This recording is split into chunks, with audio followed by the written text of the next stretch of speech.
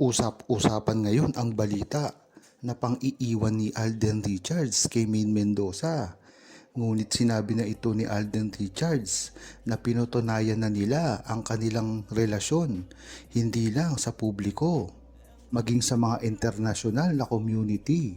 Kung matatandaan nyo, ay hindi lang sa Pilipinas ipinagmamalaki ni Alden Richards ang kanilang relasyon, ngunit sa iba't ibang bansa rin na pinuntahan nila, katulad ng Italy, Jordan, Vatican, Japan, USA, UAE, iba pa na nakalimutan ko. Diyan mo malalaman na napakarami ring Pilipino ang mga nasabing bansang iyon. Kaya talagang dito mo palang makikita na si Alden Richards ay ipinagmamalaki na ang pagmamahal niya kay Maine Mendoza noon pa lamang. At ito pa, katibayan nito, ang pagpunta ni Alden Richards sa mga bansa na iyon ay hindi para mag-promote ng movie o TV show nilang dalawa ni Maine Mendoza. Ito ay ang kusa nilang pagpunta dito.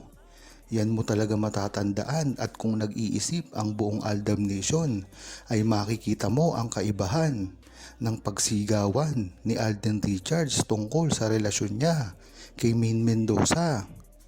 Tanging kung matatandaan ng Aldab Nation, ang pinuntahang bansa lamang ni Alden Richards at Maine Mendoza ay ang pagpopromote ng kanilang movie sa Italy.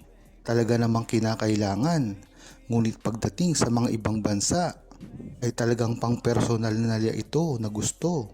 At talagang matatandaan mo, nakita pa ang iba't ibang sightings dito patungkol sa kanilang pagpapakasal sa Jordan, sa Vatican at sa Italy.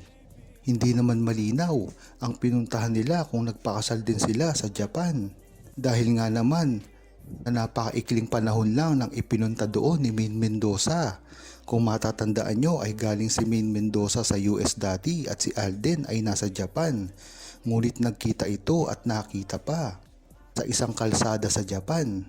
Kaya dyan mo malalaman ang history ng buong Aldab Nation na napakaraming resibo na hindi talaga maikakaila ng kahit sino man na labas sa buong Aldab Nation, dahil ang Aldab Nation ay nagpapakita lamang ng resibo at katotohanan patungkol sa history ng relasyon ni Maine Mendoza at Alden Richards na kahit kailanman ay hindi nagawa ng mga bashers at ng publiko na tumutuligsa sa totoong relasyon ni Maine Mendoza at Alden Richards.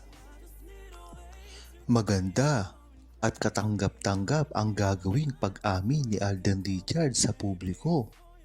Yan naman talaga ang inaabangan ng buong Aldab Nation, lalong-lalo na ikatatakot ito ng mga bashers. Dahil alam natin ang pagpigil na ginagawa nila para lamang aminin ni Alden Richards at Maine Mendoza ang kanilang tunay na relasyon. Talagang maswerte lang ang mga bashers dahil ito ay nasa kontrata na ni Alden Richards at Maine Mendoza. Ang gagawin nilang hindi pag-amin sa publiko. Dahil nga dito ay talagang nag-aalinlangan si Alden Richards at Maine Mendoza. Ang pagpapatunay dito ay ang paggawa ni Alden Richards ng kanyang sariling kumpanya. Kaya kahit ito ay magkaproblema sa kanyang kontrata, ay nariyan pa rin at makakagawa siya ng kanyang mga pelikula at proyekto. Bagamat hindi malinaw kung anong kontrata ang pinirmahan ni Maine Mendoza. Dahil nga naman walang artist or grupo ang TV5 na makakagawa nito. Alam naman kasi natin ang dalawang malaking network lamang ang gumagawa nito para paliitin ang tsansa ng mga artista na pumirma sa kanila.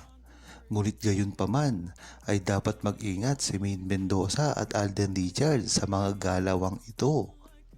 Lalong-lalo na ngayon, talagang nahihirapan si Maine Mendoza at Alden Richards sa mga pag-amin na gagawin nila.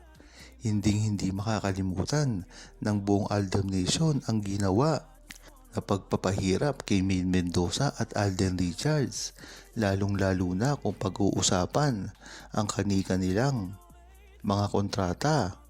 Nabatid kasi ng buong Aldab Nation ang hindi normal na gawain ng isang artista na talagang kahit gaano kasikat si Maine Mendoza at Alden Richards noon at talagang gustong-gusto nilang magsama at nagkakaintindihan sa lahat ng kanilang feelings. Ngunit ang tanong ng Aldab Nation, bakit iisa lamang ang nagawa nilang movie at teleserye? Diyan pa lang ay malalaman mo na ito ay nasa kontrata nila at yan ang pumipigil sa kanilang pagsasama. Napakatagal nilang nagsama, ngunit bakit iisang pelikula lamang at iisang teleserye? Diyan pa lang ay alam mo na hindi kagustuhan ni Maine Mendoza at Alden Richards ang nangyari sa kanila dati. Talagang mapapaisip ka na lang, ang pinakasikat na love team at pinakasikat na artista sa buong Pilipinas ay ganun lamang ang nabigay sa industriya ng teleserye at movie. Gayon, ang mga hindi naman gano'ng kasikat noong 2015 ay nakakagawa ng 2 o 3 movie sa loob ng 3 taon. Talagang napaka-posible na mangyari ito kay Maine Mendoza at Alden Richards at isang kasagutan lamang ang mangyayari dyan ay talagang natali sila sa kanilang mga kontrata at talagang nahawakan sa leeg si Alden Richards. Diyan mo talaga malalaman dahilan ito ang pagpirma ni Alden Richards at Maine Mendoza sa APT.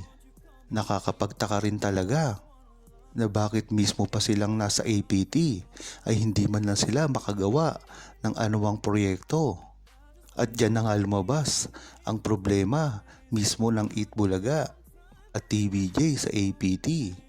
Dito pa siguro ma-explain ang buong pangyayari na talaga nagka-problema na ang management ni Maine Mendoza at Alden Richards.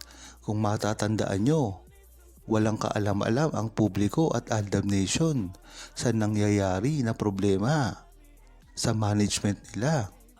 Dito mo malalaman na ang APT ay hindi naman pala talaga solely na pang-aari ni Mr. Tubera at ito pala ay pag-aari ng mga halosos.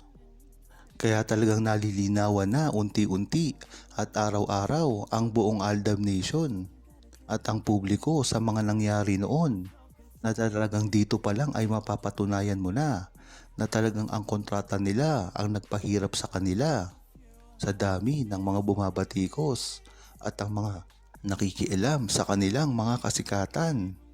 Ganyan na rin ang pagmamanipula kay Maine Mendoza at Alden Richards para lamang makalikom ng malaking salapi ay talagang hindi nila sinusunod ang tunay na feelings o nararamdaman ni Maine Mendoza at Alden Richards sa isa't isa. Ngunit gayon pa man, talagang alam ng buong Aldab Nation kung ano talaga ang namamagitan kay Maine Mendoza at Alden Richards, lalong-lalo na sa kanyang tunay na relasyon. Huwag kalimutang mag-subscribe, comment at i-like ang video na ito. Thanks for watching!